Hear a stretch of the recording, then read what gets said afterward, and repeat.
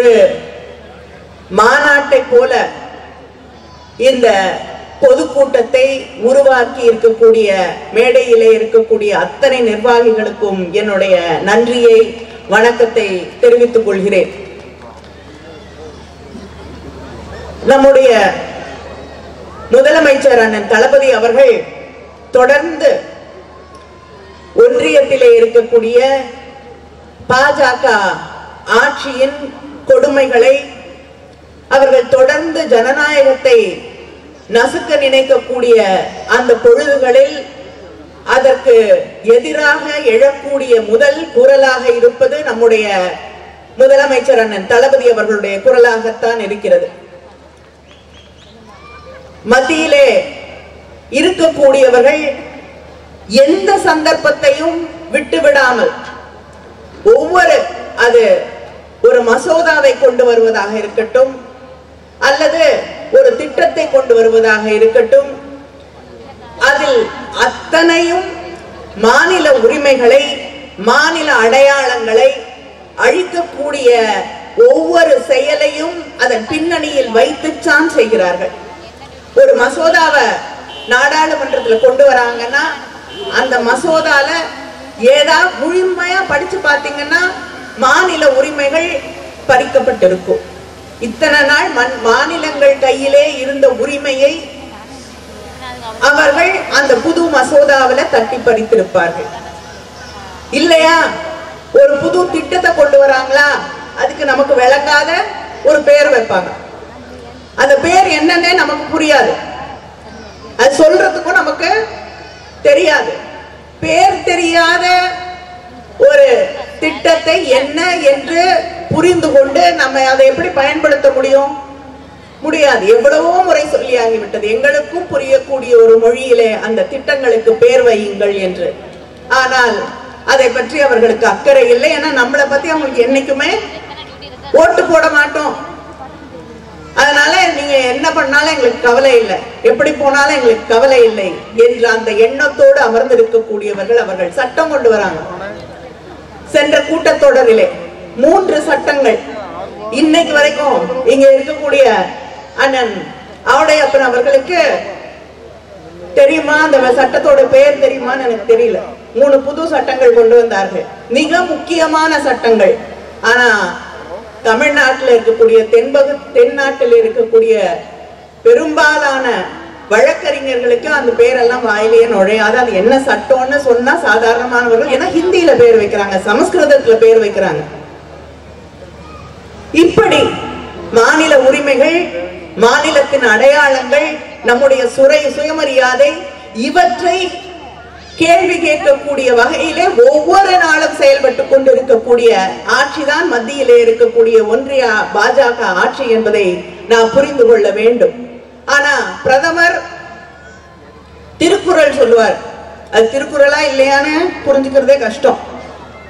திருக்குறள் சொல்லுவார், வெளிநாடுகளுக்கு போகும்பொழுது கூட திருக்குறள் சொல்லுவார், பெருமையாக சொல்லுவார். தமிழ் மிக பழமையான மொழி. பிஜேபியில் இருக்கக்கூடியவர்கள் கேட்பார்கள், எங்க பிரதமரே சொல்றாரு தமிழ் பழமையான மொழி. பிரதமர் சொல்ல வேண்டாம், எங்களுக்கே தெரியும் தமிழை போல பழமையான மொழி வேற எதுவும் இல்லை. அத சொல்றதுக்கு நீங்க வேண்டாம். நாம் கேட்க வேண்டிய ஒரே கேள்வி, சமஸ்கிருதத்துக்கு ஹிந்திக்கு எவ்வளவு காசு கொடுக்குறீங்க, தமிழுக்கு எவ்வளவு தருகிறீர்கள்? அவர்கள் சமஸ்கிருதத்துக்கும் ஹிந்திக்கும் அள்ளி அள்ளி கொடுக்கிறார்கள், தமிழுக்கு கிள்ளி கூட கொடுப்பதில்லை.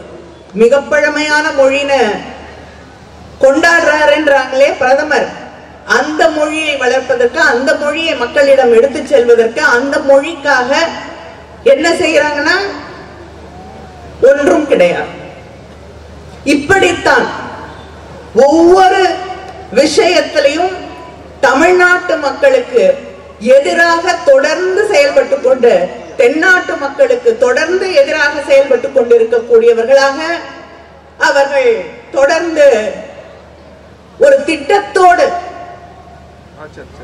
தெற்கை அவர்கள் கட்டுக்குள் கொண்டு வந்து விட வேண்டும்.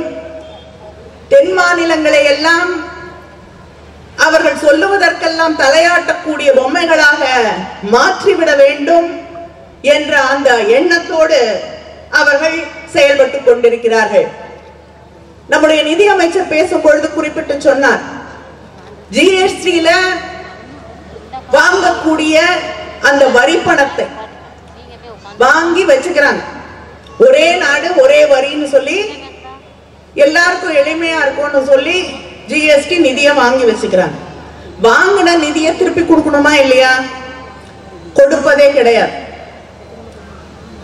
கொடுக்கறதுனா யாருக்கு கொடுப்பாங்க? தமிழ்நாட்டுக்கு 26 பைசா, கேரளாக்கு 62 பைசா, கர்நாடகத்துக்கு 40 பைசா. 1 ரூபாய்க்கு 1 ரூபாய் கொடுத்தோம்னா இப்படிதான் திரும்பி வருது. ஆனா உத்தரப்பிரதேசத்துக்கு 2 ரூபாய் 2 பைசா.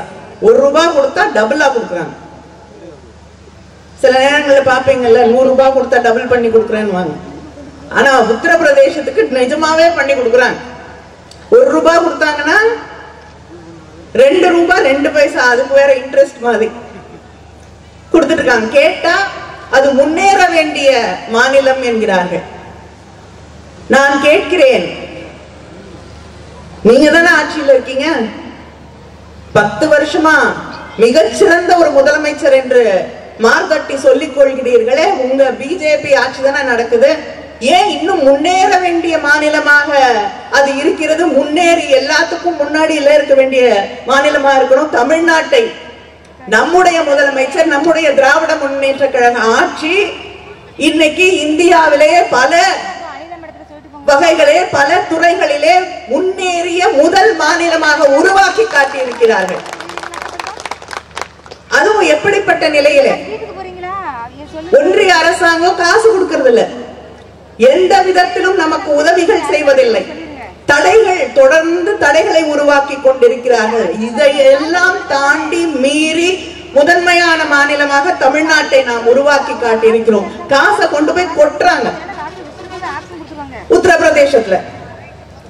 அது ஏன் இன்னும் வளர்ச்சி பெறாத மாநிலமாக இருக்கிறது என்பதற்கு அவர்கள் பதில் சொல்ல வேண்டும்.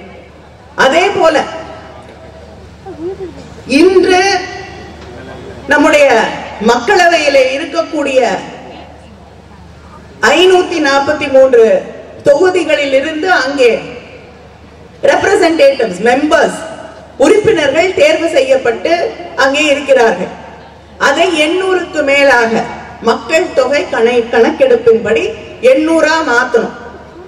ஏன்னா வடக்கிலே இருக்கக்கூடிய பல மாநிலங்கள் மக்கள் தொகை கணக்கெடுப்பில் அதிகமாக இருக்கிறது. அவங்க ஜனத்தொகையை கட்டுப்படுத்தவில்லை.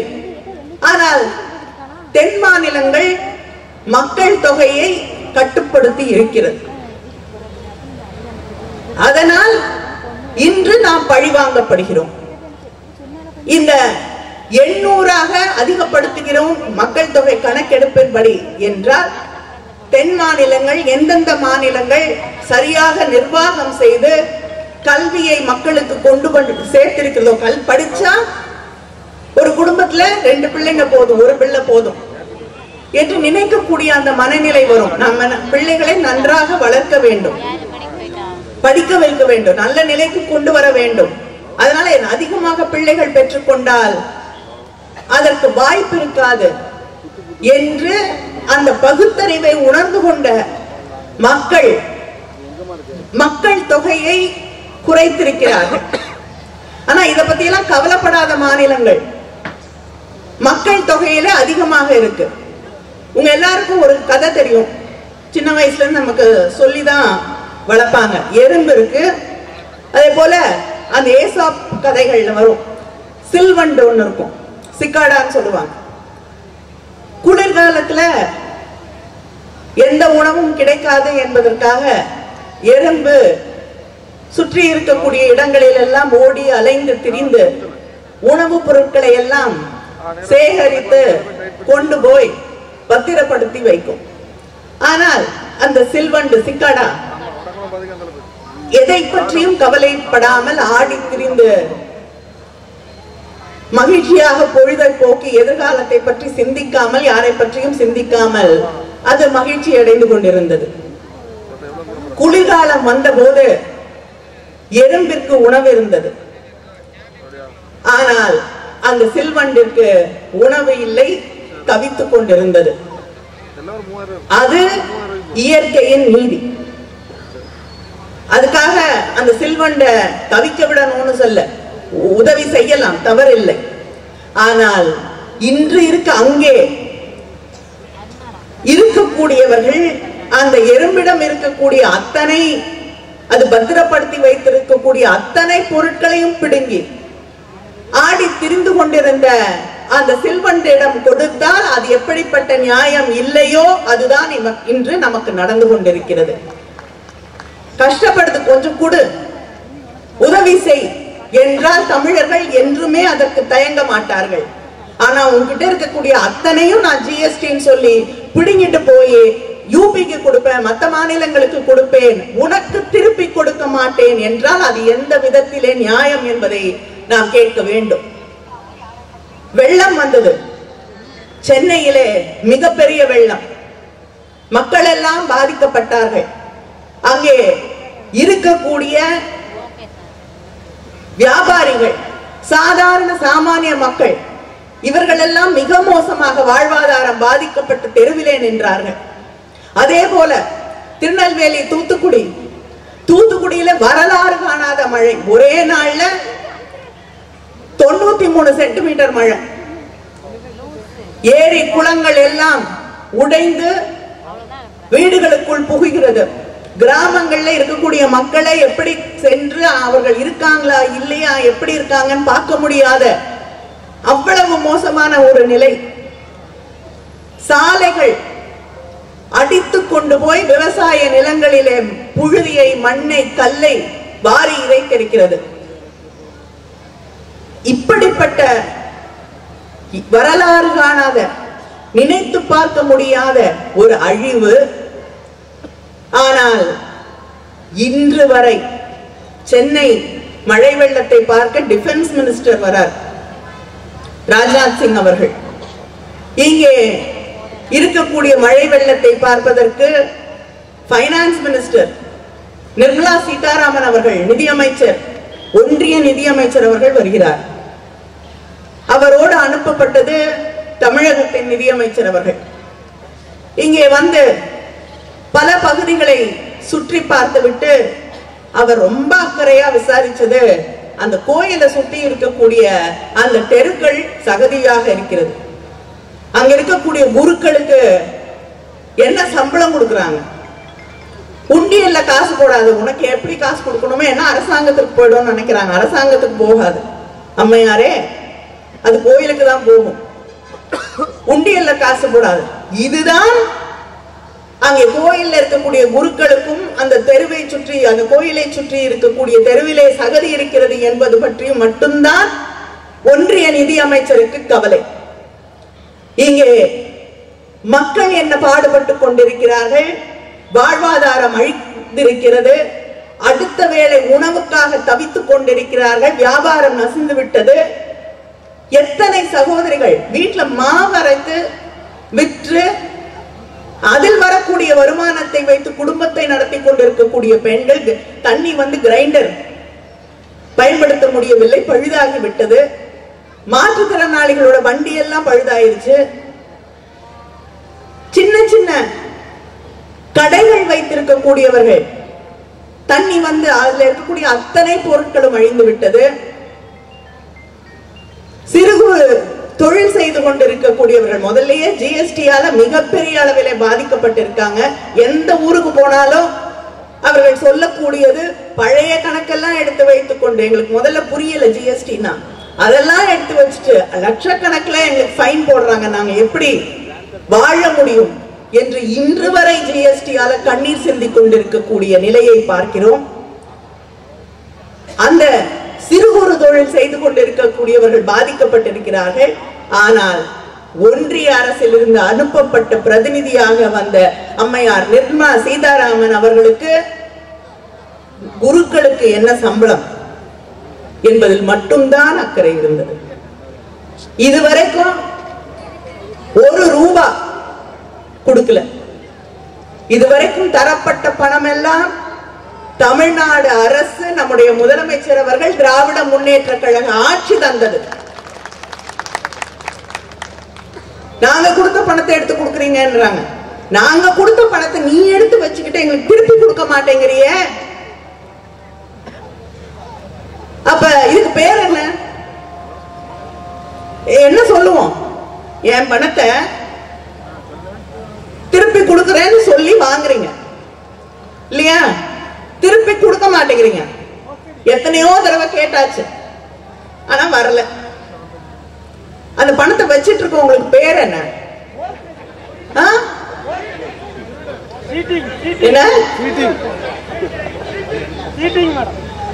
இதுதான் அவர்களுக்கு தெரிந்த நேர்மை நியாயம். அவங்களோட நேர்மை நியாயத்தெல்லாம் சுப்ரீம் கோர்ட் நேத்து போட்டு உடைச்சிருச்சு.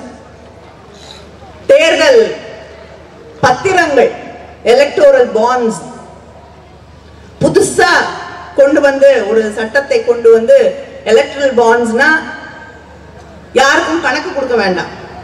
யார் வேணாலும் ஒரு கட்சிக்கு எவ்வளவு வேணாலும் நிதி அளிக்க முடியும். ஆனால் ஒரு அரசாங்கம் வந்து எதிர்கட்சிக்கு காசு கொடுத்திருந்தீங்கன்னா எவ்வளவுன்னு கண்டுபிடிக்க முடியும்.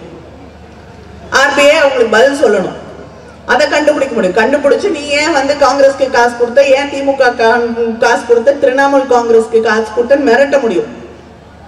ஆனால் பொதுமக்கள் யாருக்கும் யார் ஒரு கட்சிக்கு என்ன வழங்குகிறார்கள், எவ்வளவு காசு தராங்கன்னு தெரியாது. இது நவீனமான ஒரு புதிய முறையிலே ஏறத்தாழ லஞ்சம் வாங்குற மாதிரி தான். ஏன் கொடுத்தாங்க, எதுக்கு கொடுத்தாங்க அப்படின்ற விளக்கம் எல்லாம் கிடையாது. பிஜேபி கிடைத்திருக்கக்கூடிய 2018 கொண்டு வராங்க இந்த எலக்ட்ரல் பாண்ட்ஸ். 23 வரைக்கும் அவர்களுக்கு ஒரே கட்சி பிஜேபிக்கு கிடைச்சிருக்கக்கூடிய அந்த பணம் 6564 கோடி. எவ்வளோ? 6564 கோடி. இந்தியாவில் இருக்கக்கூடிய மற்ற அத்தனை கட்சிகள் எல்லாத்தையும் சேர்த்து போட்டு பாத்தீங்கன்னா கூட, தனியா இல்ல, எல்லா கட்சியும் சேர்த்து போட்டு பாத்தீங்கன்னா கூட யாருக்கும் இந்த அளவுக்கு பணம் கிடைக்கும். இதை தவறு என்று நேற்று அவங்களுடைய நீதி, நேர்மை, நியாயம் தவறானது, செல்லாது, மக்களுக்கு எதிரானது என்று உச்ச நீதிமன்றம் தீர்ப்பளித்திருக்கிறது. இப்படி தொடர்ந்து மக்களுக்கு எதிராக, ஜனநாயகத்திற்கு எதிராக, பெண்களுக்கு எதிராக இன்று உங்களுக்கு தெரியும், நாடாளுமன்றத்தில் விவசாயிகளுக்கு எதிராக சட்டங்கள் கொண்டு வரப்பட்டது. அந்த சட்டங்களை எதிர்த்து வெயில், மழை, குளிர், டெல்லி குளிர்லாம் சாதாரணமா வெளியில உட்கார முடியாது, அப்படிப்பட்ட குளிர், அதில் விவசாயிகள் வாடி ஒரு ஆண்டு போராடினார்கள். போராடிய பிறகு வேறு வழி இல்லாமல் ஒன்றிய அரசாங்கம் அந்த சட்டங்களை திரும்ப பெற்றது. என்னென்ன இன்னல்கள், என்னென்ன எதிர்ப்புகள் அந்த விவசாயிகள் சந்தித்தார்கள் என்றால், எத்தனையோ பேர் அந்த போராட்டத்திலே உயிரிழந்தார்கள். ஒரு அமைச்சர், பிஜேபி அமைச்சருடைய உறவினர் வண்டி ஏற்றி விவசாயிகளை கொலை செய்தார். இதையெல்லாம் தாண்டித்தான் அந்த விவசாயிகள் தொடர்ந்து போராடி வெற்றி பெற்றார்கள். விவசாயிகளுக்கு எதிரான சட்டம். அதே போல நம்முடைய இஸ்லாமிய சகோதர சகோதரிகளுக்கு எதிரான சிஏஏ, அது மட்டும் இல்லாமல் தொழிலாளர்களுக்கு எதிராக சட்டங்கள், லேபர் கோட் லாஸ், அந்த லேபர் கோட் லாவை எப்படி அந்த மசோதாவை அவர்கள் கொண்டு வந்து பாஸ் பண்றாங்கிறத நீங்க புரிந்து கொள்ள வேண்டும். இந்த விவசாயிகளுக்கு எதிராக சட்டம் கொண்டு வரப்பட்டது மக்களவையிலே, மாநிலங்களவையிலே. அங்கே இருக்கக்கூடிய மாநிலங்களவையிலே இருக்கக்கூடிய உறுப்பினர்கள் அதை எதிர்த்து போராடும் போது அத்தனை பேரும் அங்கிருந்து போராடியவர்கள் எல்லோரும் அங்கிருந்து அவையிலிருந்து நீக்கப்படுகிறார்கள். அதை எதிர்த்து மக்களவையிலே நாங்கள் கேள்வி கேட்கிறோம். கேள்வி கேட்டு அதற்கு பதில் இல்லை என்பதால் வெளிநடப்பு செய்கிறோம். வெளிநடப்பு, எதிர்கட்சி எல்லாம் வெளிநடப்பு செய்யக்கூடிய அந்த நேரத்தில் தொழிலாளர்களுக்கு எதிரான சட்டங்களை கொண்டு வந்து 5 நிமிஷத்துல அதை நிறைவேற்றுகிறார்கள். இப்படி விவசாயிகள், தொழிலாளர்கள், சாதாரண சாமானிய மக்கள், தலித்கள் என்ற அத்தனை மக்களுக்கும் எதிராக செயல்பட்டுக் கொண்டிருக்கக்கூடிய ஒரு ஆட்சிதான் ஒன்றியத்திலே இருக்கக்கூடிய பிஜேபி ஆட்சி. அது மட்டும் இல்லை, இன்று மறுபடியும் அந்த சட்டங்கள், விவசாய சட்டங்கள் திரும்ப பெறப்பட்ட போது அவர்களுக்கு தந்த வாக்குறுதி, அடிப்படை ஆதார விலை எம்எஸ்பி அதை வழங்குகிறேன், விவசாயிகளுக்கு ஓய்வூதியம் வழங்கப்படும் என்று அவர்களுக்கு ஒன்றிய அரசாங்கம் தந்திருந்த வாக்குறுதி. அவங்க வாக்குறுதி எதையுமே நிறைவேற்ற மாட்டாங்க. 15 லட்சத்துக்கு இன்னும் காத்துக்கிட்டு இருக்கோம் இல்லையா? அதனால எந்த வாக்குறுதி நிறைவேற்ற மாட்டார்கள். ஆனால் விவசாயிகளிடம் தந்த வாக்குறுதி நிறைவேற்றப்படவில்லை. மறுபடியும் விவசாயிகள் போராடி கொண்டிருக்கிறார்கள். அவங்கள டெல்லிக்கு வரக்கூடாதுன்னு ட்ரோன்களை பயன்படுத்தி கண்ணீர் புகை வீசுகிறார்கள், முள்ள தூக்கி போடுறாங்க, வேலிகளை தூக்கி எறிகிறார்கள், மிரட்டுகிறார்கள். எத்தனையோ பேர் விவசாயிகள் கைது செய்யப்படுகிறார்கள் நாடு முழுவதும். இப்படி அவர்கள் என்ன டெரரிஸ்டா? விவசாயிகள் நியாயத்தை கேட்பதற்காக இந்த நாட்டுக்கே உணவளிக்கக்கூடிய விவசாயிகள், அந்த விவசாயிகள் அவர்களுடைய கோரிக்கையை கேட்க மாட்டேன், அவர்களுடைய நியாயமான தரப்பை கேட்க மாட்டேன் என்று அவர்கள் மீது கண்ணீர் புகையை தூக்கி வீசிக்கொண்டிருக்கக்கூடிய ஒரு ஆட்சிதான் ஒன்றிய பிஜேபி ஆட்சி. தொடர்ந்து இவர்கள் சொல்கிறார்கள், நாங்க பெண்களை மதிக்கிறோம் என்று. பில்கிஸ் பானு குஜராத்திலே நடந்த கலவரத்திலே அந்த பெண்ணுடைய குடும்பத்திலே இருக்கக்கூடிய அத்தனை பேரும் கொல்லப்படுகிறார்கள். அந்த பெண் 11 பேரால் பாலியல் சித்திரவதைக்கு ஆளாக்கப்படுகிறார். நீதிமன்றம் அந்த 11 பேருக்கு தண்டனை அளித்து சிறையிலே அடைக்கிறது. குஜராத்திலே இருக்கக்கூடிய ஆட்சி, பாஜக ஆட்சி, அந்த 11 பேரை விடுதலை செய்கிறது. பில்கிஸ் பானு உச்ச நீதிமன்றத்தை நாடுகிறார். மிகப்பெரிய போராட்டம், அச்சுறுத்தல்கள், உயிருக்கான அச்சுறுத்தல்கள், இதையெல்லாம் கடந்து அந்த பெண்ணுக்கு நீதி கிடைக்கிறது. அவர் சொல்கிறார், நீதி கிடைத்த அன்று, இன்றுதான் நான் 2 ஆண்டுகளுக்கு பிறகு உறங்க செல்ல போகிறேன் என்று. இதுதான் பெண்களுக்கு தரக்கூடிய பாதுகாப்பா? மணிப்பூர்ல இன்னைக்கு வரைக்கும் எரிஞ்சிட்டு இருக்கு மணிப்பூர். நீங்க கோயில் திறக்கிறத பத்தி எங்களுக்கு பிரச்சனை இல்லை, நீங்க கோயிலுக்கு போவதை பற்றி எனக்கு பிரச்சனை இல்லை. பிரதமர் அவர்களே, கோயில் திறப்பதற்கு முன்னால் ஒவ்வொரு பகுதியாக சென்று கஷேத்ராடனம் செய்தீர்கள், கோயில் விரதம் இருந்தீர்கள், உங்கள் நம்பிக்கை மதிக்கிறோம். ஆனால் ஒவ்வொரு பகுதிக்காக சென்றீர்களே, ஒரு முறையாவது அந்த மணிப்பூருக்கு சென்று அங்கே எரிந்து கொண்டிருக்கக்கூடிய மக்களை சந்தித்தீர்களா? அந்த கண்ணீரை துடைப்பதற்காக ஒரு விரல் நின்றிருக்கிறதா? இதை பாராளுமன்றத்திலே நான் எழுப்புகிறேன். மணிப்பூரிலே நாங்கள் பார்த்த அந்த அவலங்களை,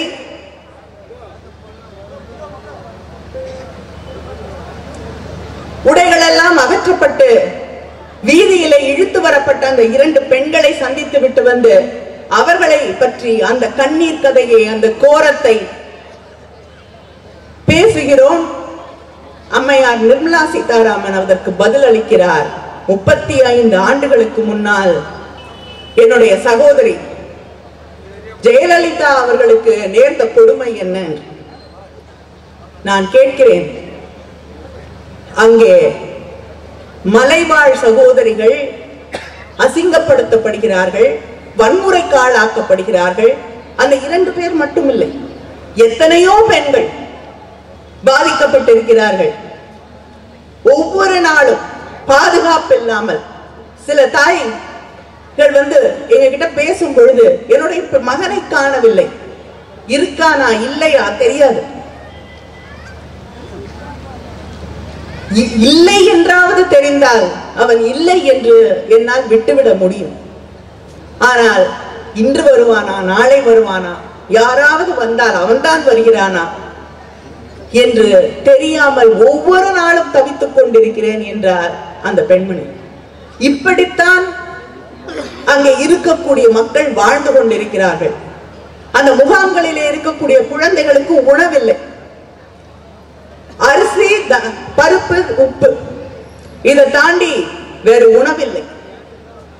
இப்படிப்பட்ட நிலையிலே தவித்துக் கொண்டு இருக்கக்கூடியவர்களை பற்றி பேசினால் அரசியல் பேசி பதில் சொல்கிறார்கள். புனைக்கதைகளை பேசி இங்க ஒரு கோயில்ல அங்க இருக்கக்கூடிய பூசாரி இல்லை, புரோகிதர், அவருக்கு சம்பளம் பத்தலன்னு சொன்னாங்கல்ல, அதே கூட நேரா போட்டீங்கன்னா அப்படிப்பட்ட ஒரு அம்மையாரை பற்றித்தான் நிதியமைச்சர் அவர்களுக்கு கவலை. இப்படி மக்களை பற்றி,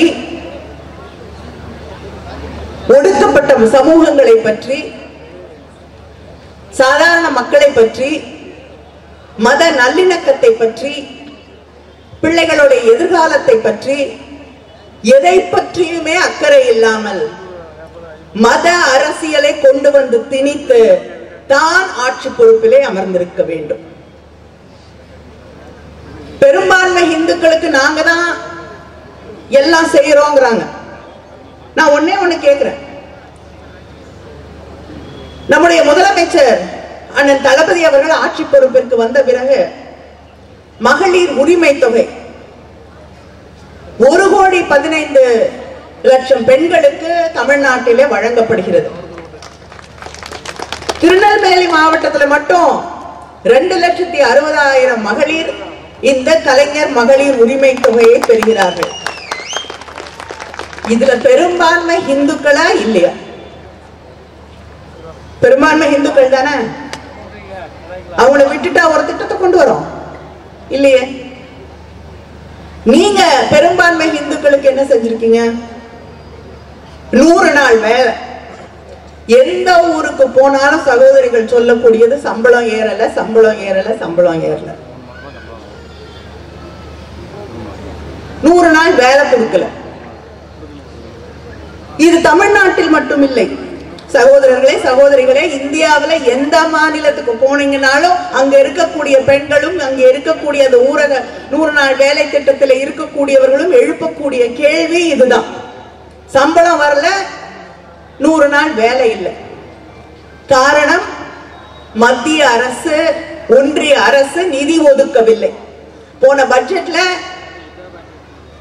நிதி ஒதுக்கப்பட்ட போது 60,000 கோடி ஒதுக்குறாங்க. இந்த பணம் எப்படி பத்தும்? நாடு முழுவதும் இருக்கக்கூடிய இந்த ஊரக வேலை வாய்ப்பு திட்டத்தை நிறைவேற்றுவதற்கு 100 நாள் வேலை கொடுக்கறதுக்கு, சம்பளம் கொடுக்கறதுக்கு இது அந்த பணம் எப்படி பத்தும்னா உங்களுக்கெல்லாம் புரியவில்லை. வேலை வர வர வர நாங்க சம்பளத்தையும் நாட்களையும் ஏற்றி கொடுப்போம், இது கூட புரியாமல் இருக்கிறீர்கள் என்றார்கள். இன்னைக்கு வரைக்கும் மாத கணக்கிலே அந்த 100 நாள் வேலை செல்லக்கூடியவர்களுக்கு சம்பளம் வரவில்லை. யாருக்கும் 100 நாள் வேலை தர முடியவில்லை. ஒரு திட்டத்தை கிராமத்திலே சாதாரண மக்களுக்கு சென்றடைய வேண்டும் என்று நாம் பங்கு வகித்த காங்கிரஸ் ஆட்சியிலே கொண்டு வரப்பட்ட திட்டம் இந்த 100 நாள் வேலை திட்டம். விவசாயம் இல்லாத நாட்களிலே மக்களுக்கு வேலை கிடைக்க வேண்டும் என்பதற்காக கொண்டு வரப்பட்ட திட்டம். கொஞ்சம் கொஞ்சமாக சாதாரண மக்களுக்கு பயனளிக்கக்கூடிய திட்டம் எதையும் ஒத்துக்க மாட்டாங்க. பெரிய பெரிய கார்ப்பரேட்ஸ்க்கு பணம் போகணும்னா முதலில் நின்று செய்து தரக்கூடிய ஆட்சி பாஜக ஆட்சி. ஆனா சாதாரண மக்களுக்கு ஆன திட்டம் என்றால் அதை குறைத்துக் கொண்டே வருவார்கள், அழித்துக் கொண்டே வருவார்கள். இப்படி பெரும்பான்மை மக்களுக்கு படிக்கக்கூடிய வாய்ப்புகளை பறிக்கக்கூடிய ஆட்சி. பெரும்பான்மையாக இருக்கக்கூடிய தலித்துகள், ஒதுக்கப்பட்டோர், ஒடுக்கப்பட்டோர், மலைவாழ் மக்கள், சிறுபான்மையின மக்கள் என்று அத்தனை பேருக்கும் எதிராக இருக்கக்கூடிய ஆட்சி மத்தியிலே இருக்கக்கூடிய ஒன்றிய பிஜேபி ஆட்சி. இந்த நாட்டின் இறையாண்மையை, அரசியல் சாசன சட்டத்தை, ஜனநாயகத்திலே நம்பிக்கை வைத்திருக்கக்கூடிய ஊடகங்களை கொஞ்சம் கொஞ்சமாக அழித்துக் கொண்டிருக்கக்கூடிய ஆட்சி, நம்முடைய பேச்சுரிமையை ஒவ்வொரு நாளும் சிதைத்துக் கொண்டிருக்கக்கூடிய ஆட்சி, பெண்களுடைய உரிமைகள், இளைஞர்களுடைய எதிர்காலம், இதை பற்றி கவலைப்படாமல் அதை அழித்துக் கொண்டிருக்கக்கூடிய ஆட்சி இன்று ஒன்றியத்திலே ஆட்சி செய்து கொண்டிருக்கக்கூடிய பிஜேபி ஆட்சி. நாம் ஒன்றை நினைவிலே வைத்துக் கொள்ள வேண்டும். இந்தியா கூட்டணி அங்கே ஒன்றியத்திலே ஆட்சி பொறுப்பிற்கு வர வேண்டும். எப்படி வரும்னு கேள்வி கேட்காதீங்க. எந்த மாநிலத்தை எடுத்தாலும், தமிழ்நாடா இருக்கட்டும், கேரளாவா இருக்கட்டும், கர்நாடகாவா இருக்கட்டும், தெலுங்கானாவா இருக்கட்டும், பஞ்சாபா இருக்கட்டும், டெல்லியா இருக்கட்டும், வெஸ்ட் பெங்காலா இருக்கட்டும், இப்படி எத்தனையோ மாநிலங்கள் இந்த பாஜகவை தூக்கி எறிந்து விட்டது. இந்த நாடும் அவர்களை விரைவிலே தூக்கி எறியும். அதனால அந்த நாள் இந்தியா வெற்றி பெறக்கூடிய நாள் தான் இந்த நாடு, இந்திய நாடு வெற்றி பெறக்கூடிய நாள் என்பதை நினைவிலே வைத்துக் கொள்ளுங்கள். பிஜேபியின் வெற்றி என்பது இந்த நாட்டின் தோல்வி என்பதை நாம் ஒவ்வொருவரும் உணர்ந்து கொள்ள வேண்டும். இந்த குரலை, நம்முடைய முதலமைச்சர் அவர்களின் குரலை தொடர்ந்து எடுத்துச் செல்வோம். பாசிசம் வீழட்டும், இந்தியா வெல்லட்டும். நன்றி, வணக்கம்.